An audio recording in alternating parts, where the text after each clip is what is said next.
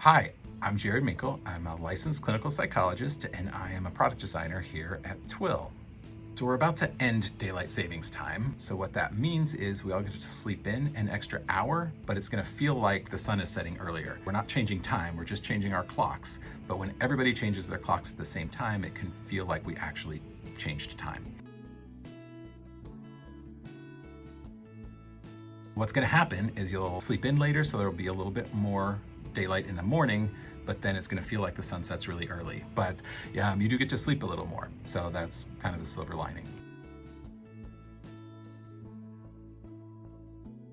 So what can people do to make this a little bit easier on themselves? If this is something that you have trouble with, what you can do is stay up a little later and sleep in a little later, a day or two before, to kind of get ready for it. So we'll officially change our clocks on Saturday night, so you'll wake up Sunday and you'll get to stay in bed longer. All right, but if you want to kind of prepare for it, the important thing to do is to stay up a little bit later and make sure that you're getting a lot of light. Natural light's best, but you'll probably need some artificial light so that you can stay up a little bit later in the evening.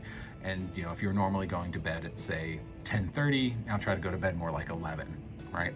And then make sure that you don't pop out of bed too early in the morning. So even if you wake up at your normal time, let's say your normal time is 7 a.m., don't get out of bed right away and get bright light. Instead, you're gonna wanna kind of take it easy, maybe get out of bed a little bit later than you normally would, and avoid bright light for the first, 30 minutes of your day.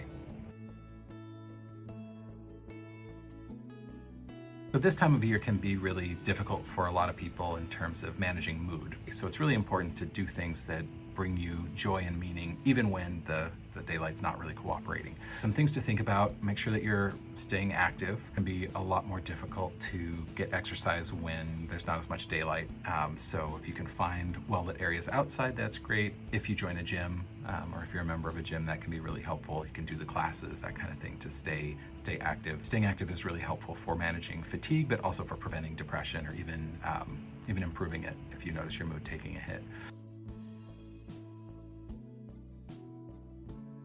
This time change can be hard on people who are prone to any kind of depression, but there is a subtype called seasonal affective disorder. Not everybody would get that full diagnosis, but a lot of people notice that their mood and energy level are a bit lower when the days are shorter. It might be harder to motivate, it might be harder to see people, you start to feel less joy, feel a little bit sluggish, fatigued. Physical activity is one of the best. So if you're feeling sluggish and the last thing you want to do is to move around, that's still probably the right thing to do.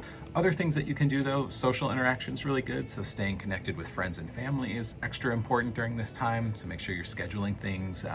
Make sure you still leave your house. It can be tempting to just stay inside and cancel plans, but if anything, you should make plans and still see people as much as you can.